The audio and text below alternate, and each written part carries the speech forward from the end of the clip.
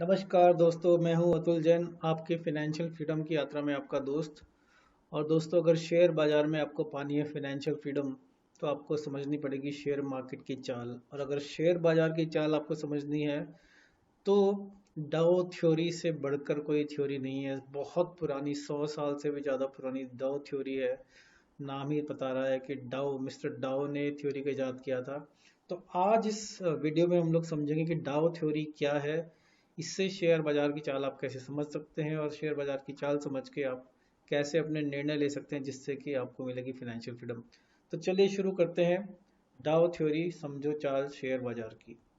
तो कौन थे डाउ? डाउ थ्योरी का पहले इंट्रोडक्शन आपको दे देते हैं। ये जो फोटो है ये मिस्टर डाउ की है, चार्ल्स एच डाउ, जिनके नाम से डाउ जोन्स इंडेक्स बना हुआ है। बहुत बड़ा उनका फाइनेंशियल, दुनिया भर के फाइनेंशियल दुनिया में उनका कंट्रीब्यूशन है। और उन्होंने और चार ब्रेक्सटर ने डाउ जोन्स एंड कंपनी बनाई थी सन 1896 में। और उसके बाद उनकी तो मृत्यु हो गई थी सन 1902 में। लेकिन उन्होंने जो काम शुरू किया था डाउ थ्योरी पे, ऑलरेडी काफ़ी रिसर्च की थी, काफ़ी पेपर्स पब्लिश किए थे, उसके काम को कंप्लीट किया जो उनके फॉलोअर्स थे, उनके अनुयायी थे, उन लोगों ने। और फिर सन 1902 और 3 के आसपास डाओ थ्योरी पूरी पब्लिक के सामने आई। और डाओ थ्योरी क्या है दोस्तों, इस पे जरा हम गौर करेंगे। डाओ थ्योरी एक ऐसी फंडामेंटल थ्योरी है टेक्निकल एनालिसिस के अंदर। इससे हमें समझ में आता है कि मार्केट का ट्रेंड क्या है। इवन आप फ्यूचर प्राइस मूवमेंट भी प्रेडिक्ट कर सकते हैं, बता सकते हैं। तो बहुत ज़रूरी थियोरी है। इसका प्राइमरीली अगर आप देखो तो इसका कंपनी की वैल्यूएशन से उससे ज़्यादा लेना देना नहीं है, जबकि हमें समझाएंगे आपको कैसे वो सब चीज़ें भी उसके अंदर बिल्ट इन है। मेन चीज़ क्या है दोस्तों कि टेक्निकल एनालिसिस अगर आपको करनी है, और टेक्निकल एनालिसिस बहुत ज़रूरी है आजकल, क्योंकि कुछ लोग केवल चार्ट देखकर ही काम करते हैं, वो कुछ और देखते ही नहीं है। तो हम बताएंगे आपको कि टेक्निकल एनालिसिस के लिए डाउ थ्योरी की क्या इंपॉर्टेंट है। और डाउ थ्योरी क्या है बेसिकली, एक समझ लीजिए 6 प्रिंसिपल्स हैं, 6 टेनेट्स जिसको हम बोलते हैं डाउ थ्योरी। 6 ऐसे उसूल, 6 ऐसे सिद्धांत जिनके बेस पर डाउ थ्योरी चलती है। तो चलिए देखते हैं वो ऐसे कौन से 6 सिद्धांत हैं जिनको अगर आपने कर लिया, जिनको आपने समझ लिया, तो फिर आपकी फाइनेंशियल फ्रीडम को कोई नहीं रोक सकता। आज की डेट में भी दोस्तों, भले ही आपको लगे यार ये तो 125 साल पुरानी बात है, लेकिन आज की डेट में भी ये 6 सिद्धांत एकदम खरे उतरते हैं। ये मेरा अपना पर्सनल एक्सपीरियंस है। हल्का फुल्का इधर उधर तो हर इन सिद्धांतों में होता है, उसकी भी हम लोग बात करेंगे। लेकिन चलिए आगे बढ़ते हैं, देखते हैं कौन से 6 सिद्धांत हैं डाउ थ्योरी के। सबसे पहला हाँ हाँ, सबसे पहले सिद्धांत से पहले सबसे पहला काम दोस्तों, अगर अभी तक आपने इस वीडियो को लाइक नहीं किया है तो लाइक क्लिक कर दीजिए। चैनल को सब्सक्राइब नहीं किया है तो चैनल को सब्सक्राइब कर दीजिए। और मेरे को पूरी उम्मीद है कि इतना अच्छा वीडियो देखने के बाद आप इस वीडियो को तो शेयर करेंगे ही लोगों के साथ, और कमेंट भी ज़रूर कीजिएगा। तो चलिए आगे बढ़ते हैं। डिस्क्लेमर मेरा क्या है दोस्तों, मैं सेबी रजिस्टर्ड एडवाइज़र नहीं हूँ, बहुत ज़रूरी है मेरे को ये बताना। और ये जो सेशन है केवल आपको सिखाने के पर्पज़ से है, इसमें कोई रिकमेंडेशन नहीं है। और अगर आपको कुछ भी डिसीजन लेने हैं तो एजुकेशन के हिसाब से यहाँ समझ लीजिए, लेकिन फिर भी अपने फिनेंशियल एडवाइज़र से बात कीजिए, क्योंकि शेयर मार्केट में जितनी भी इन्वेस्टमेंट्स हैं कहीं ना कहीं मार्केट रिस्क तो है ही, राइट। तो चलिए आगे बढ़ते हैं। डाउ थ्योरी का पहला सिद्धांत क्या है? द मार्केट डिस्काउंट्स एवरीथिंग, जिसको कि हम गुजराती में बोलते हैं भाव भगवान छे। बहुत इम्पोर्टेंट, बहुत ज़रूरी ये बात है दोस्तों कि भाव भगवान है। मतलब क्या हुआ कि जो शेयर, मान लीजिए कोई शेयर इस समय 1470 रुपये का है, तो 1470 रुपये का जो उसका शेयर है वो केवल शेयर का भाव नहीं है। डाउ थ्योरी के हिसाब से एफिशिएंट मार्केट हाइपोथेसिस, उसके हिसाब से देखो तो कोई भी असेट हो, प्राइस हो, मतलब या तो स्टॉक का हो या इंडेक्स का हो, उसका जो भी रेट है इस समय, उसमें सारी इंफॉर्मेशन कवर्ड है। सारी इंफॉर्मेशन क्या हुआ दोस्तों, उस कंपनी की कमाई कितनी हो सकती है, अर्निंग पोटेंशियल, उस कंपनी का अपने कॉम्पिटिटर कंपनियों के साथ कितना एडवांटेज है, उसका मैनेजमेंट कितना अच्छा है, सब कुछ ये सारे के सारे फैक्टर जो भाव है उसमें प्राइस्ड इन है। क्योंकि अगर कंपनी का अर्निंग पोटेंशियल अच्छा नहीं होगा तो शायद भाव कम होगा, एडवांटेज नहीं होगी तो भाव कम होगा, मैनेजमेंट कंपनी का घटिया तो भाव कम होगा, मैनेजमेंट बहुत अच्छा है तो भाव ज़्यादा होगा। जितने भी दुनिया के फैक्टर हो सकते हैं जो आप सोच सकते हैं, वो सबके सब उस शेयर के रेट में, जो इस समय रेट चल रहा है उसमें प्राइस्ड इन है। ठीक है, अगर शायद आपको पता भी नहीं, क्योंकि आम आदमी को सारी चीज़ें नहीं पता होती दोस्तों, लेकिन जो शेयर का रेट बनता है उसमें जहाँ तक ये सारी की सारी चीज़ें कवर होती है, तो बहुत ही इंपॉर्टेंट पॉइंट है। याद रखिए दोस्तों, भाव भगवान छे। और जो आपको लग रहा है कंपनी बहुत अच्छी है, फंडामेंटल्स बहुत अच्छे हैं, टेक्निकल्स बहुत अच्छे, सब कुछ बहुत अच्छा है, लेकिन अगर शेयर भाव का भाव कम है तो कोई ना कोई ऐसी चीज़ है जो आपको नहीं पता, इसीलिए वो भाव कम है, और वही भाव भगवान है। इसी सिद्धांत के अंदर हम देखें तो इसका मतलब ये भी हो गया दोस्तों, जो आगे होने वाला है, फ्यूचर की जो इवेंट है ना, वो इवेंट्स भी आज के भाव में रिफ्लेक्ट करती है। मान लीजिए किसी कंपनी की कुछ एनुअल रिपोर्ट आने वाली है या क्वार्टरली रिजल्ट आने वाला है, वो अच्छा होने वाला है, तो ऑलरेडी आज उस शेयर का प्राइस बढ़ चुका होगा। ये है डाउ थ्योरी का टेनेट नंबर, सिद्धांत नंबर 1। और दोस्तों, अगर कोई नई इंफॉर्मेशन आई, अगर कोई नया समाचार आया, अगर कोई नया रूमर आया, जो भी आया, तो जो शेयर का रेट है उसके हिसाब से ऊपर नीचे होगा। Prices will move according to the new information available.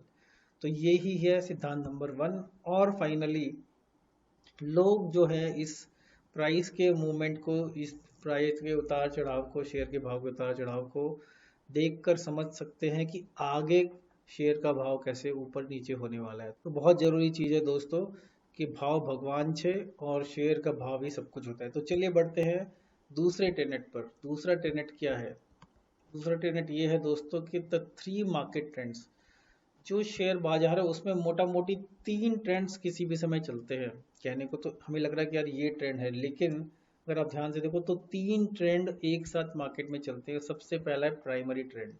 Primary trend क्या हो गया? मतलब दोस्तों कि जो बड़ा ट्रेंड है, मतलब प्राइमरी ट्रेंड एक साल उससे ज़्यादा भी चल सकता है, जो बड़े चार्ट में बड़ा ट्रेंड है, जैसे कि बुल मार्केट है कि बेयर मार्केट है, ये प्राइमरी ट्रेंड हो गया हमारा।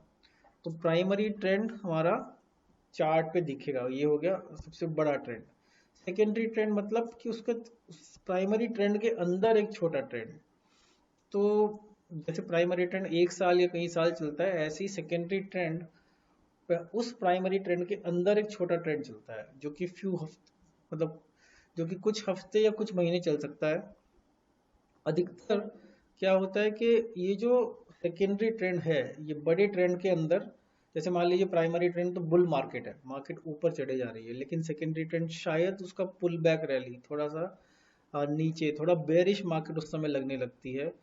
अधिकतर क्या होता है, जो सेकेंडरी ट्रेंड हम उसको कहते हैं जो कि प्राइमरी ट्रेंड के विपरीत है। मतलब प्राइमरी ट्रेंड ऊपर का है, बुल है, तो शायद सेकेंडरी ट्रेंड जो है उसके अंदर वो बेरिश होगा, नीचे का होगा। और तीसरा हो गया माइनर ट्रेंड। माइनर ट्रेंड मतलब और छोटे टाइम फ्रेम पे, मतलब कुछ घंटों का ट्रेंड या कुछ हफ्तों का ट्रेंड। जैसे प्राइमरी ट्रेंड एक या ज़्यादा सालों का, सेकेंडरी ट्रेंड एक या ज़्यादा महीनों का या हफ्तों का, माइनर ट्रेंड मतलब कुछ घंटों का या कुछ दिनों का, कभी कभी कुछ हफ्तों का भी हो सकता है। इसमें क्या होता है दोस्तों, छोटे टाइम फ्रेम पर बाजार की जो ऊपर नीचे होता रहता है, जिसको हम बोलते हैं चॉपी मार्केट या मार्केट नॉइज जिसको हम बोलते हैं, इस केस में कि मार्केट नॉइज कहलाता है। वो जो छोटे छोटे फ्लक्चुएशंस सेकेंडरी ट्रेंड के भी अंदर होते हैं, उनको बोलते हैं मार्केट नॉइज, माइनर ट्रेंड। और सबसे कम रिलायबल ये होते हैं, क्योंकि आजकल तो देखो दोस्तों क्या होता है कि इतनी ज़्यादा ट्रेडिंग हो रही है, तो इतने लोग करोड़ों करोड़ों की ट्रांजैक्शन में ट्रेडिंग करें, तो ट्रेडिंग की वजह से माइनर ट्रेंड में बहुत ज़्यादा इम्पैक्ट पड़ता है। ट्रेडर लोग ये नहीं देखते कि प्राइमरी ट्रेंड क्या है, ट्रेडर को तो सुबह से शाम तक का देखना कुछ घंटे का होता है। तो मार्केट नॉइस होती है। तो लॉन्ग टर्म के हिसाब से माइनर ट्रेंड जो होता है बहुत ही कम रिलायबल होता है, उस पर आप ज़्यादा विश्वास नहीं कर सकते, लेकिन जो लोग ट्रेडिंग करते हैं उनके लिए तो वही सब कुछ होता है। और कई बार जो माइनर ट्रेंड है वो प्राइमरी ट्रेंड या सेकेंडरी ट्रेंड या इन दोनों का ही विपरीत भी हो सकता है। हो सकता है कि प्राइमरी ट्रेंड बुल हो, माइनर ट्रेंड भी बुलिश दिखा रहे हैं, लेकिन सेकेंडरी ट्रेंड बीच में बेरिश हो सकता है। तो कुछ भी इसका कॉम्बिनेशन हो सकता है। चलिए इसका एक एग्जांपल देखते हैं कि हम क्या कहना चाह रहे हैं। तो एक किसी शेयर का एग्जांपल ले लेते हैं। मेरा एक फेवरेट KEI इंडस्ट्रीज का शेयर है, ये वीकली चार्ट है KEI इंडस्ट्रीज का, इसको लेके चलते हैं। तो KEI इंडस्ट्रीज का वीकली चार्ट अगर आप देखें सन 2020 से लेके अभी तक, ये पूरा का पूरा एक तरह से बुलिश ट्रेंड है, तो प्राइमरी ट्रेंड हमारा क्या हो गया, बुलिश हो गया, है ना। ये पूरा ऊपर तक जा रहा है। लेकिन इस प्राइमरी ट्रेंड के अंदर अगर हम इसको बड़ा करके देखें तो क्या होगा, मान लो कि कोई ऐसा पॉइंट हम इसमें ले लें कि ये हो गया, मान लीजिए हम इस पॉइंट को देखें, यहाँ से यहाँ तक हल्का सा ये बेरिश ट्रेंड हो गया, थोड़ा नीचे भी आ गया है, राइट। या फिर यहाँ, या फिर अगर हम इसको यहाँ पे देखें, यहाँ से, एक सेकेंड, इसको अगर हम यहाँ से यहाँ का देखें तो अगर आप देखोगे तो ऑलमोस्ट 3 महीना इस पॉइंट से नीचे तक आया है ये, तो बीच में बेरिश ट्रेंड हो गया, जबकि प्राइमरी ट्रेंड हमारा बुलिश ही है लेकिन बीच में बेरिश ट्रेंड हो गया, तो ये हो गया हमारा सेकेंडरी ट्रेंड। और फिर उसके अंदर भी हमें देखना है कि अगर हमारा जो है स्मॉल ट्रेंड क्या होगा, वो तो छोटे छोटे पॉइंट आपको मिल जाएंगे, वो इस चार्ट में हमें दिखाने की जरूरत नहीं है। तो क्विकली हमने देखा कि primary trend, secondary trend, minor trend कैसे होते हैं। चलिए अब आगे बढ़ते हैं कि तीसरा पार्ट क्या है। प्राइमरी ट्रेंड जो है, जो प्राइमरी ट्रेंड है बहुत ज़रूरी है, उसके भी 3 फेजेस होते हैं प्राइमरी ट्रेंड के। प्राइमरी ट्रेंड के क्या फेजेस होते हैं, तो सबसे पहला फेज होता है उसका, अब प्राइमरी ट्रेंड में हमारा बुल ट्रेंड भी हो सकता है और बेरिश ट्रेंड भी हो सकता है, मतलब मार्केट ऊपर का प्राइमरी ट्रेंड हो गया और नीचे का प्राइमरी ट्रेंड हो गया। तो बुल ट्रेंड के कौन से 3 फेजेस होते हैं। देखिए दोस्तों, आपको लग रहा होगा ये थियोरिटिकल चीज़ है, थियोरिटिकल नहीं है, बहुत प्रैक्टिकल इसके एप्लीकेशंस हैं। तो इसको थ्योरी की तरह मत समझिए, क्योंकि यही सब चीज़ें काम आती हैं जब हम कोई भी बड़ा व्यू लेते हैं, खासकर लॉन्ग टर्म इन्वेस्टमेंट के लिए, कि इस समय कौन सा फेज चल रहा है। तो अगर कोई शेयर बुल फेज में है तो उसको आपको कब पकड़ना है, बहुत ज़रूरी चीज़ है ये। तो बुल ट्रेंड के 3 फेज होते हैं, और कई बार क्या होता है, जो साधारण निवेशक होता है, जो आम जनता पब्लिक होती है, उसको ये सब ट्रेंड लेट से पकड़ में आते हैं।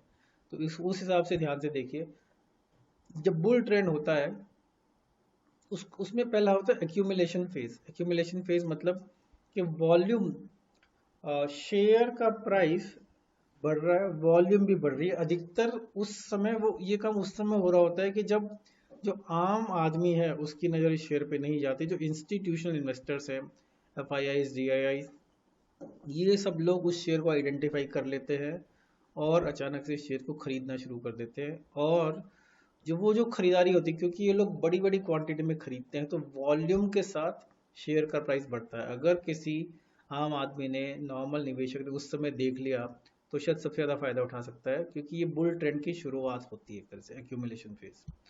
उसके बाद आता है पब्लिक पार्टिसिपेशन फेज और बिग मूव और मार्कअप फेज बोलते हैं इसको। मतलब क्या हुआ, धीरे धीरे रिटेल इन्वेस्टर, एवरेज इन्वेस्टर को दिखना शुरू हो गया, अरे यार ये शेयर तो ऊपर जा रहा है, मतलब इसमें कुछ खास बात है। तो वो लोग भी पार्टी को ज्वाइन करना शुरू कर देते हैं और धीरे धीरे शेयर का प्राइस और ऊपर जाने लगता है, क्योंकि देखा देखी, एक की देखा देखी, और लोग उस शेयर को खरीदने लगते हैं, और बहुत ही स्लो स्पीड से, लेकिन लगातार निरंतर, कभी कभी तो कई कई महीनों सालों तक वो फेज जाता रहता है। क्योंकि कहीं ना कहीं अगर उस फेज के दौरान जो इंस्टीट्यूशनल इन्वेस्टर्स है उनको लगता है कि ये इस कंपनी की वैल्यू और बढ़िया है, तो और भी पैसे लगा सकते हैं। तो एक तरह से पब्लिक पार्टिसिपेशन फेज बहुत लंबा चलता है और बहुत टाइम भी लग जाता है इसमें, लेकिन शेयर का प्राइस बढ़ रहा है। और फाइनली क्या होता है, एक्सेस और डिस्ट्रीब्यूशन फेज। जब शेयर का प्राइस ऐसे ऊपर जा रहा है, जा रहा है, जा रहा है, उस समय मार्केट एक ऐसे पॉइंट पर पहुंच जाती है जहां जो एक्सपीरियंस इन्वेस्टर और ट्रेडर होते हैं वो क्या करते हैं, जो इंस्टीट्यूशंस, उनको लगता है कि अब ये शेयर ओवर वैल्यूड हो गया, तो कहीं ना कहीं वो उस शेयर में से निकलना शुरू कर देते हैं। और लेकिन जो आम जनता है उनको भी विश्वास होता है शेयर ऊपर जाएगा, तो कहीं ना कहीं वो उसको पकड़ के रखती है। तो एक तरह से ये एक बुल ट्रेंड का अंत भी हो सकता है और कंटिन्यूएशन भी हो सकता है। लेकिन डाउ थ्योरी के हिसाब से एक बुल ट्रेंड के जो 3 फेज हैं, एक्यूमुलेशन फेज जिसमें मतलब इंस्टीट्यूशंस घुस रही हैं और शेयर का प्राइस वॉल्यूम के साथ बढ़ता है, पब्लिक पार्टिसिपेशन, लोगों ने ज्वाइन कर लिया, और धीरे धीरे एक्सेस और डिस्ट्रीब्यूशन फेज, जहां पर एक्सपीरियंस इन्वेस्टर्स और ट्रेडर्स को लगता है कि यहाँ से हमें निकल जाना चाहिए।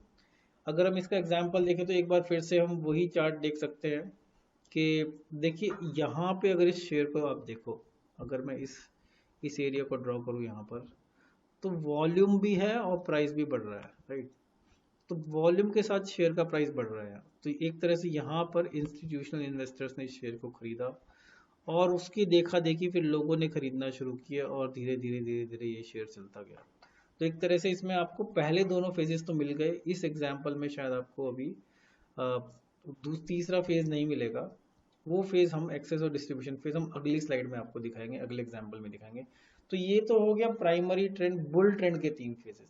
इसी तरह से दोस्तों अगर बेयरिश मार्केट है, अगर बेयरिश मार्केट बननी है तो वो भी 3 फेज होते हैं, बेयर मार्केट के 3 फेज। अब मार्केट मतलब स्टॉक, यहाँ पे हम लोग स्टॉक की बात कर रहे हैं, इंडेक्स की बात कर सकते थे।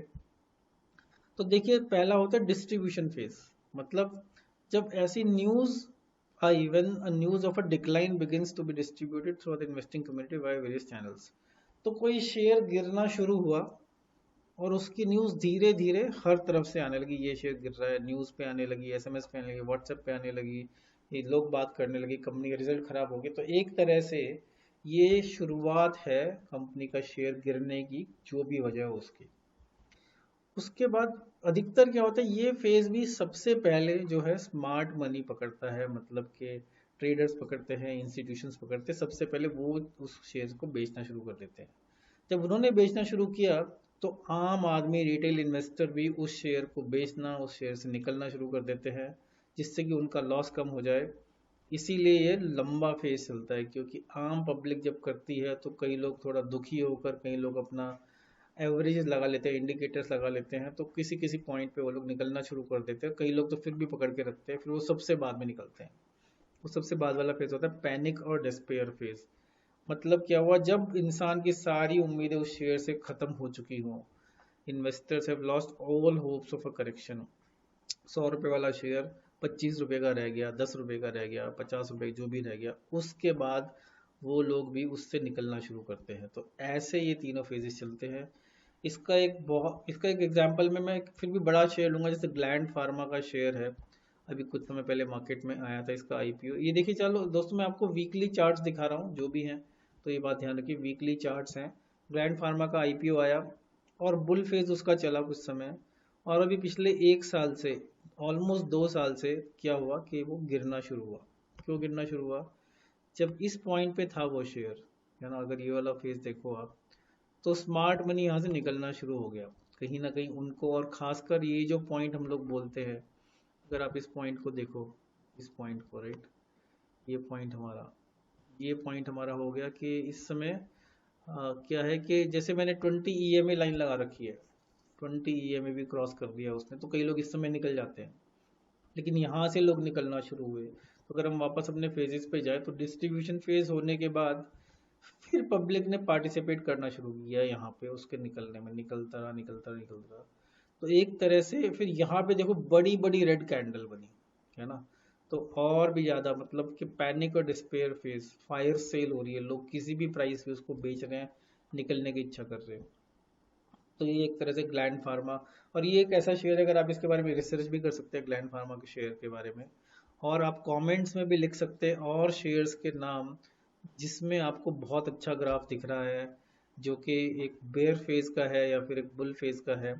और देखिए अभी पिछले कुछ हफ्तों से, यानी कि पिछले लगभग 2 महीने से धीरे धीरे ऊपर आ रहा है, क्योंकि इस समय पूरी मार्केट, पूरी दुनिया ही ऊपर है, तो धीरे धीरे ऊपर आया। लेकिन नेट नेट वॉल्यूम देखिए थोड़ा बड़ी है, तो हो सकता है ऊपर चला जाए।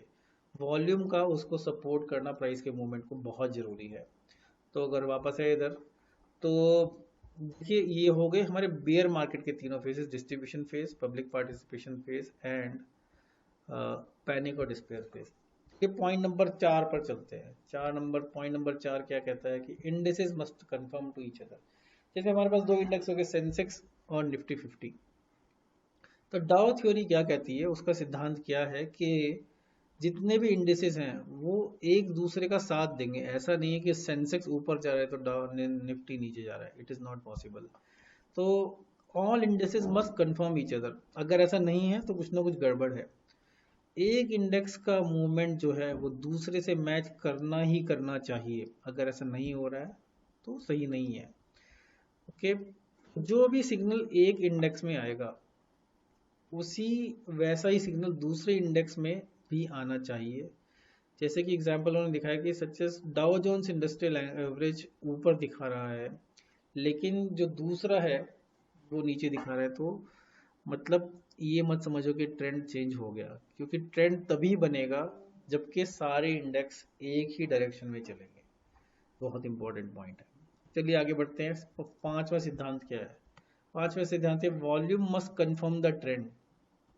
देखिए ये बहुत इंपॉर्टेंट पॉइंट है। लोग क्या करते हैं कि जो समझदार लोग होते हैं वो तो ग्राफ के साथ, वो तो प्राइस मूवमेंट के साथ वॉल्यूम जरूर देखते हैं। तो आप अगर नए ट्रेडर हो या आप नए नए हो स्टॉक मार्केट में, तो ये बात ध्यान रखिए कि कोई भी आप कैंडलस्टिक पैटर्न, कोई भी ट्रेंड ड्रॉ करें तो वॉल्यूम के बिना मत करें। वॉल्यूम देखना उतना ही जरूरी है जितना प्राइस देखना जरूरी है। और जैसे जैसे आप ये काम करते हैं आपको आदत पड़ जाएगी प्राइस के साथ वॉल्यूम भी देखना। प्राइस जैसे ऊपर ये कैंडल्स दिखती है तो वॉल्यूम की कैंडल्स नीचे आपको दिखती है। जैसे ये सब प्राइस की कैंडल्स है, ये नीचे वॉल्यूम की कैंडल्स है। तो देखिए जनरली बड़ी कैंडल से नीचे गिर रहा है तो बड़ा रेड बनेगा, और बड़ी कैंडल से ऊपर जा रहा है तो बड़ा ग्रीन बनना चाहिए। अगर कैंडल बड़ी बड़ी है लेकिन वॉल्यूम छोटी है तो मतलब गड़बड़ है। पॉइंट क्या कह रहा है कि volume increases if the price moves in one direction of the primary trend and decreases in the against it. मतलब वॉल्यूम बढ़ेगी अगर हम ऊपर से नीचे जाएंगे, नीचे जाएंगे।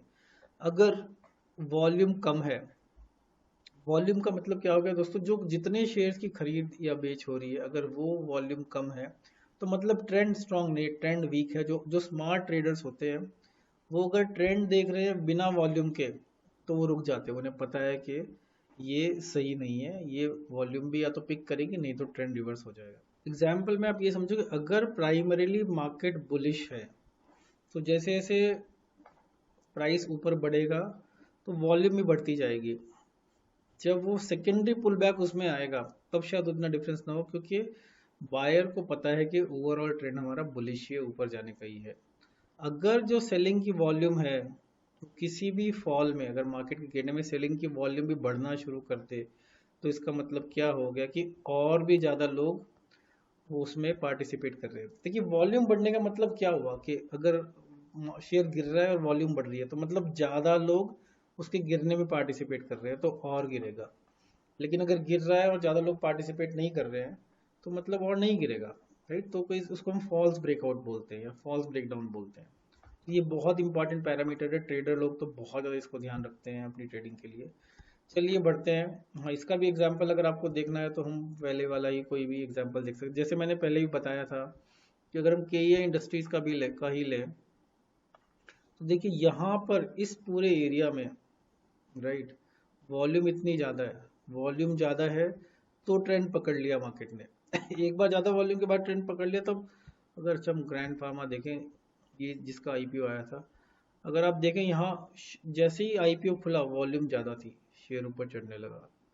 और फिर धीरे धीरे अब यहाँ पे अगर आप देखें तो वॉल्यूम अचानक बढ़नी शुरू हो गई। मतलब कि कहीं ना कहीं जैसे यहाँ पे और वॉल्यूम बढ़ी तो एक तरह से ट्रेंड रिवर्सल भी आ गया इसमें। तो जब वॉल्यूम बढ़ती है तो कुछ मेजर होता है तो और तेजी से गिरेगा या फिर वापस चढ़ना शुरू हो जाएगा। राइट, तो चलिए अब बढ़ते हैं आगे। Last point, trends persist until a clear reversal occurs.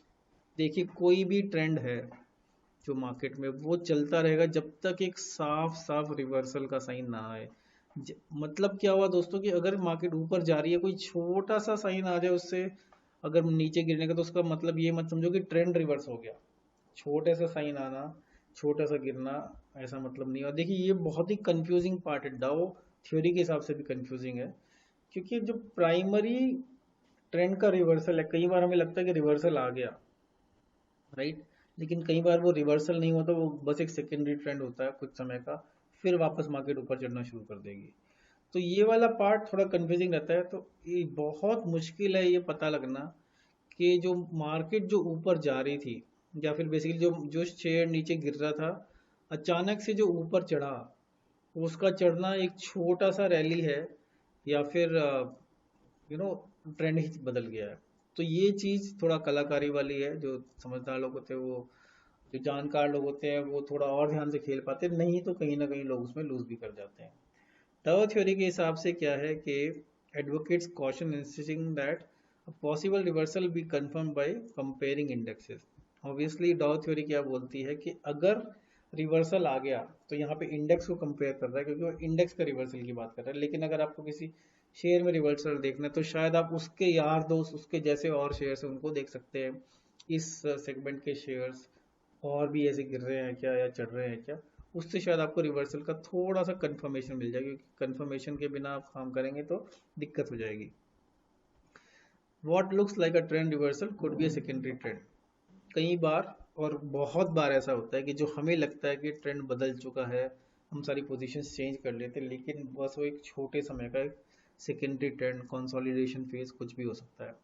तो दोस्तों अगर हम इन सब चीज़ों को मिलाएं अब, तो वापस अगर आप देखो तो हमने क्या डिस्कस किया है कि जो डाउ थ्योरी है इसके हिसाब से जो एक तरह से टेक्निकल एनालिसिस हमारी बहुत आसान हो जाती है, थोड़ा सा हम ट्रेंड पकड़ पाते हैं। और ये आपको कहीं रट्टा मारने की ऐसे जरूरत नहीं है, एक बार आपको डाउ थ्योरी आपके दिमाग में आ गई और इसको आपने अपने दिमाग में बैठा लिया, तो जब भी आप कोई चार्ट देखेंगे, जब भी आप किसी शेयर के एनालिसिस करेंगे, जब भी आप मार्केट में होंगे और छोटे टाइम फ्रेम पे बड़े टाइम फ्रेम पे मार्केट देख रहे होंगे, तो आपको समझ में आ जाएगा कि मैं किस तरह से देख रहा हूँ। और ये सब ट्रेंड जब आप लगाएंगे और इनके साथ आप और भी इंडिकेटर्स लगा सकते हैं, MACD लगा सकते हैं आप, 50 EMA, 200 EMA, 20 EMA मतलब डिपेंडिंग ऑन कि आप कितने समय के लिए अपनी ट्रेडिंग या पोजीशन ले रहे हैं, तो उन सबको उनके साथ में लगा के अगर आप वो बड़े पर्सपेक्टिव में डाउ थ्योरी देखेंगे तो आपकी जो इन्वेस्टमेंट जर्नी है, आपकी जो फाइनेंशियल फ्रीडम की जर्नी, उससे आपको उसमें आपको बहुत फायदा होगा। दोस्तों बड़ी क्विकली एक एक स्ट्रेंथ और लिमिटेशन इस थ्योरी की लेंगे। तो क्या है एडवांटेज, मतलब थ्योरी का फायदा क्या है कि बहुत सिंपल थ्योरी है दोस्तों, केवल आपको एक चार्ट देखकर, आपको चार्ट और वॉल्यूम देखकर आपको ट्रेंड समझ में आ जाएगा। तो बहुत ज़्यादा इसमें कॉम्प्लेक्सिटी की जरूरत नहीं है। कई लोग आप देखेंगे केवल बिना किसी भी पैरामीटर के, केवल वॉल्यूम और प्राइस देख के अपना हिसाब किताब लगाते हैं। और एक तरह से ये जो थ्योरी है, लॉन्ग टर्म ट्रेंड इससे हमें समझ में आ जाता है। और लॉन्ग टर्म ट्रेंड समझ में आ गया तो बड़ा पैसा बनाने के लिए लॉन्ग टर्म ट्रेंड पकड़ना बहुत ज़रूरी है। इसका मतलब ये भी हो गया कि सही समय पे निकल जाना भी बहुत ज़रूरी है।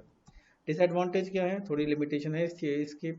एक तो क्या है कि सब्जेक्टिविटी ऑफ ट्रेड आइडेंटिफिकेशन, कई बार हमें चार्ट देखकर भी समझ में नहीं आता कि ये ट्रेंड ऊपर का है कि नीचे का है।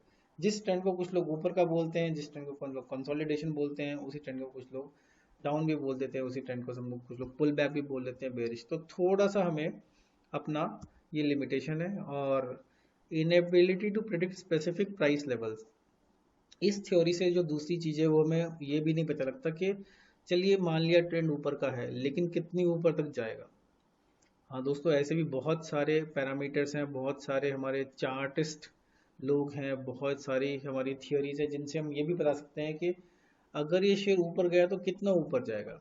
चार्ट पैटर्न्स बता सकते हैं, इसीलिए जो भी आप हेड एंड शोल्डर और ये सब सुनते हैं चार्ट पैटर्न्स, उनसे हम ये भी आइडिया लगा सकते हैं कि कितनी ऊपर तक, कितने लेवल तक जाएगा।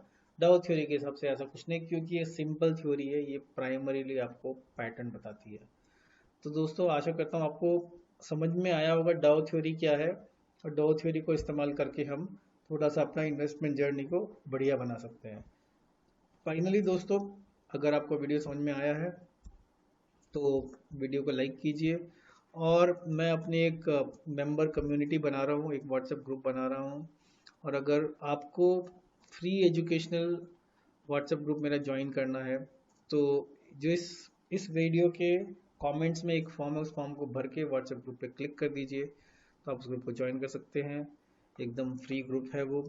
और दोस्तों मुझे अच्छा लगेगा अगर आप इस वीडियो को लाइक करें, शेयर करें, सब्सक्राइब करें मेरे चैनल को, और कुछ कमेंट करें। और जो भी आपकी अपनी स्टडी है, कोई ना कोई शेयर के बारे में आप कुछ शेयर करना चाहते हैं, डाउ थ्योरी के बारे में कोई इंटरेस्टिंग चार्ट आप मेरे को बताना चाहते हैं कि इस चार्ट में ये वाला पार्ट फिट बैठता है, तो वो चार्ट आप शेयर कर सकते हैं कमेंट सेक्शन में। और दोस्तों सबसे इम्पोर्टेंट चीज़ क्या है, आपकी फाइनेंशियल फ्रीडम, वो मेरे लिए बहुत इंपॉर्टेंट है, आपके लिए भी इम्पोर्टेंट होनी चाहिए। तो दोस्तों आपकी फाइनेंशियल फ्रीडम की यात्रा में आपका दोस्त अतुल जैन आपसे लूँगा विदा, और फिर लेकर आऊँगा आपके लिए कोई ना कोई ज़बरदस्त फाइनेंशियल फ्रीडम का कॉन्सेप्ट। नमस्कार।